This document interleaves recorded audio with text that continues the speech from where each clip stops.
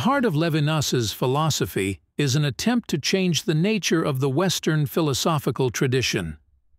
According to Levinas, the Western philosophical tradition since the time of Plato has been obsessed with questions of ontology.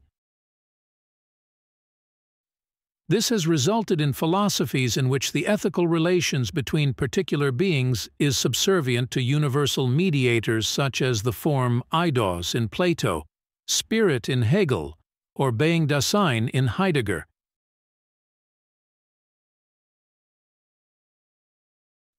For Levinas, the problem is that in attempting to ground meaning in being, i.e. ontology, these philosophies have failed to give an account of the relationship between ethical beings. While showing the influence of Husserl and Heidegger, Levinas rejects philosophy's traditional preoccupation with metaphysical questions about being and epistemological concerns, giving instead priority to ethics.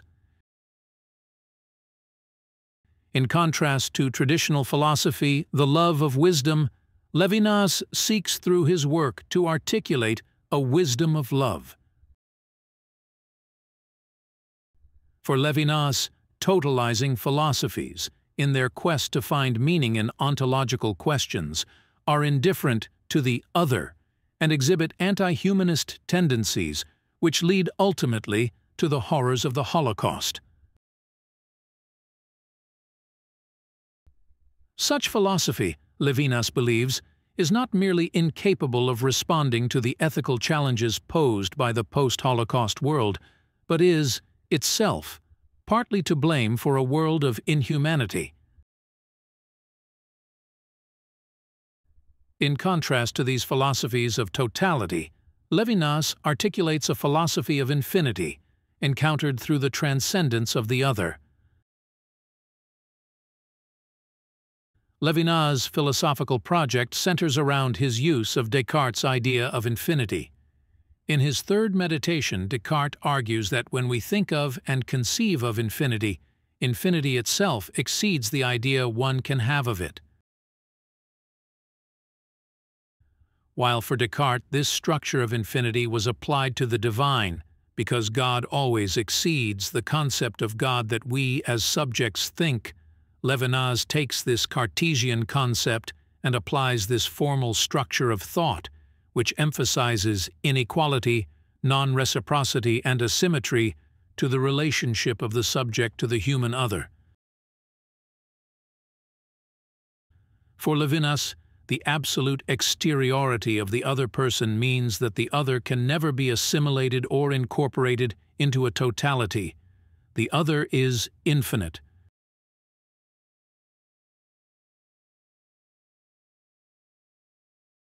This idea of infinity, this pre-ontological alterity, is the core principle around which Levinas' philosophy is gathered.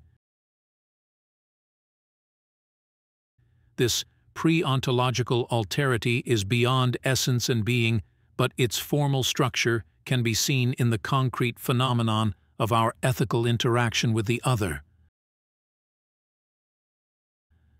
For Levinas, the ethical relation with the face of the other person is the social expression of this formal structure.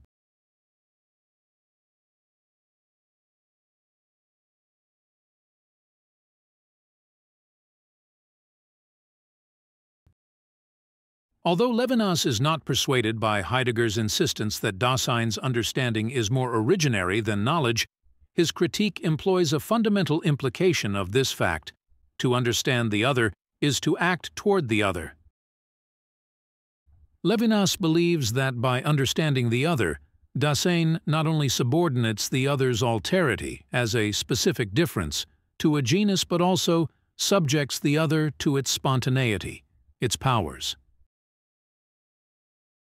This opens the way for treating the other as if he were an object at one's disposal, something that one could even dispose of by murder.